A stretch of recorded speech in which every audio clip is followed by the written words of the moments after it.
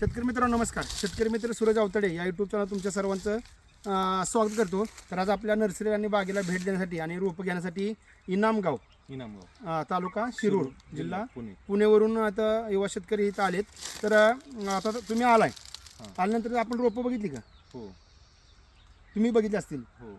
पण आपली ज्यावेळेस भेट झाली आपण कुठं आलो? डायरेक्ट बागेत. आपण आपल्या ज्यावेळेस रोपं घ्यायला शेतकरी येतात आपण डायरेक्ट रोपात किंवा नर्सरी जात नाही. अगोदर आपण बागेत येतो, बागेत त्यांना दाखवतो सगळ्या गोष्टी आणि त्यानंतर आपण रोपं देत असतो.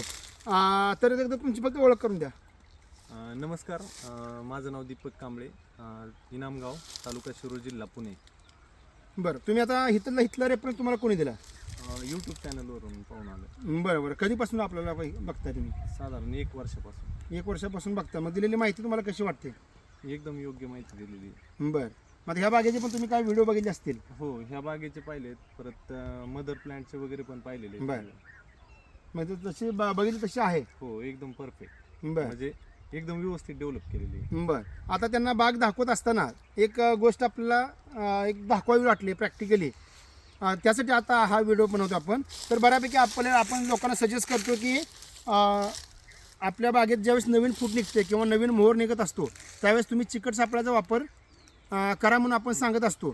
आणि चिकट सापळे म्हणजे तुम्हाला माहिती आहे पिवळे निळे असे हे असतात छापडे असते, त्याला वर चिकट पदार्थ लावला असतो, त्याला कीटक जे असतील रसशोषक किडे असेल ते चिटकून बसतात आणि मरतात. त्याने आपण त्याला चांगल्या पद्धतीनं जे रसशोषक किडीपासून आपल्या बागेचं संरक्षण होतं.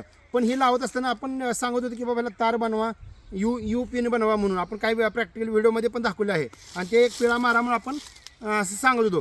पण आता गेल्या वर्षापासून आपण सांगतो की बाबा आकडा करा म्हणजे जवळ दाखवा. आता आपण ज्यावेळेस चिकट सापळा लावायचं असं सांगतो आपण, एक तारेचं असे आकडा करा आणि फांदीला नेऊन अडकावा. हे मागच्या वर्षी पण सांगतोय, पण अगोदर आपण जे सांगत होतो की एक 4 इंचाची तार घ्या, त्याला यू बनवा आणि फक्त एक झाडाला पिळा मारा. पण पिळा मारल्याचे तोटे काय आहेत ते आता प्रॅक्टिकली तुम्हाला इथं ज्यावेळेस आम्ही छाटणी दाखवत होतो त्यांना तुम्हाला इथे दिसतात. एक चार या अजून जवळ दाखवा.